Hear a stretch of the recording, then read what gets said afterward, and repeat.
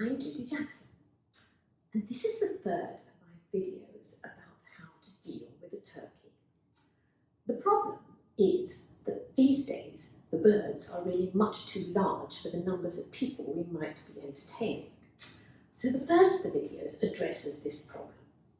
The second one tells you about what to do with the pieces that I'm going to take out of it. And what I'm doing is I'm making two completely separate meals, two different dishes, which will be a surprise and a pleasure at another occasion. Now this is the third one, and this one deals with the actual turkey and what I'm going to do. So it starts with me taking out the breasts that I've removed, and I talked about in the previous one what to do with those, leaving a hole inside the turkey where they used to be.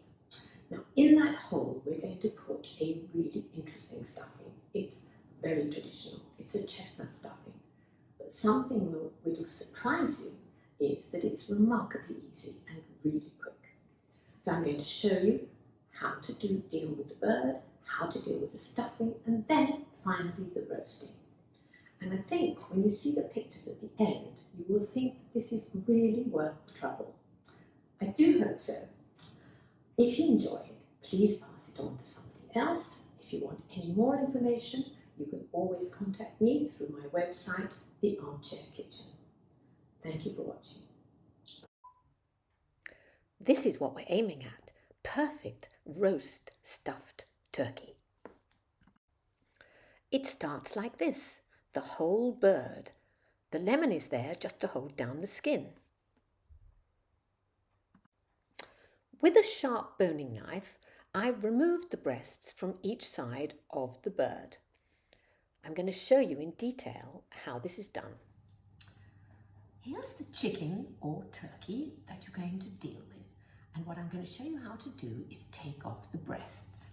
Now before I do this, or while I'm doing it, you can be thinking to yourself, if I buy my turkey from a butcher, I'm going to ask him to do this for me. But I'll show you anyway.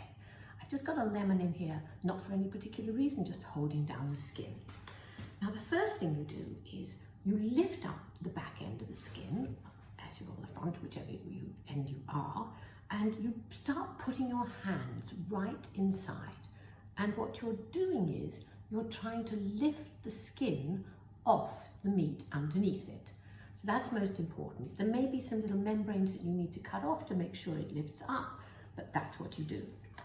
Then you take a very sharp boning knife and you put the knife under the skin, down here beside the bone. You can feel where the bone is. So you put the knife in and you press it down, and then you slide it along underneath the breast, and then you go the other side and you do the same kind of thing. You push the knife in and you slide it down, and then you'll be able to remove the breast. And you do just slide it out carefully, and there it is. There you have one breast. And you do exactly the same on the other side, sliding the knife under the skin. Do make care you don't tear the skin. So you could put your hand across the top to make sure that's not going to happen, and you just do it very gently and slowly and carefully until you have the other breast, which is ready to remove. And here it is. So then you have the two breasts all ready to deal with for the dishes that you're going to make for another time. So this one, the whole chicken or turkey, is going to be left ready to push the stuffing underneath the skin. It really is worth doing, because what this will give you is a roasted bird without masses and masses of breast meat that you're going to have to use as leftovers. Instead, you're going to turn those two things into a really delicious dish for another time. Now I'm going to show you how to make the chestnut stuffing for the chicken. It is, I think I mentioned before, very, very easy.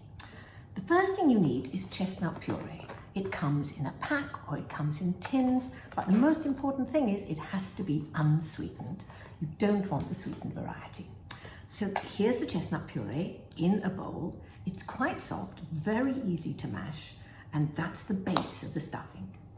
The next thing you add is some chopped onions, which have already been fried. This is 1 or 2 onions, and I'm making enough for maybe 1 medium-sized chicken. So if you want it much bigger, you have to multiply the quantities. So this is 200 grams of the chestnut puree, about 1½ fried onions, and I'm going to mix those together and add a little seasoning, salt and black pepper.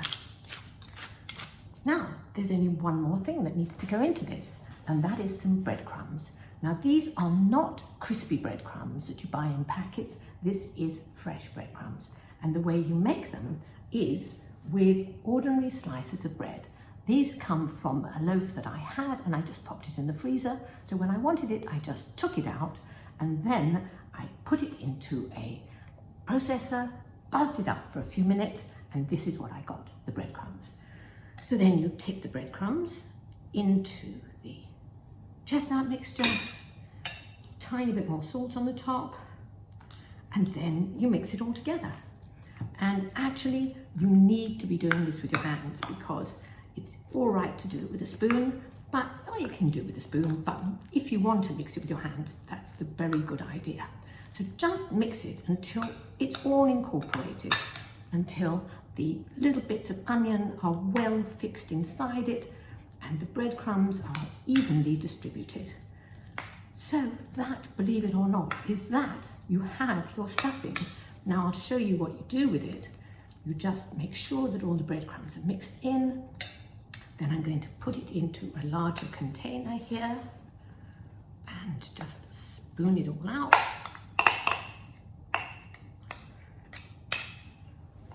And then make it into a one small piece. And this is going to be your stuffing. Now you can imagine if you have a turkey, you're going to want about 3 or 4 times as much as this, but this will certainly do for 1 chicken. So what you do is you just put it all together and then just divide it in 2, because remember, it's got to go on both sides of the breast, where the breast was. So here we go, we have them ready. And I want to tell you something, you can do all of this in advance. You can get your chestnut stuffing ready and you can put it away in the freezer, and there it is, absolutely done for when you're ready to make your roast chicken, which is coming up soon. I've put the chestnut stuffing under the skin inside the chicken, and I fixed it with a small skewer, but you might find it better actually to sew the skin together.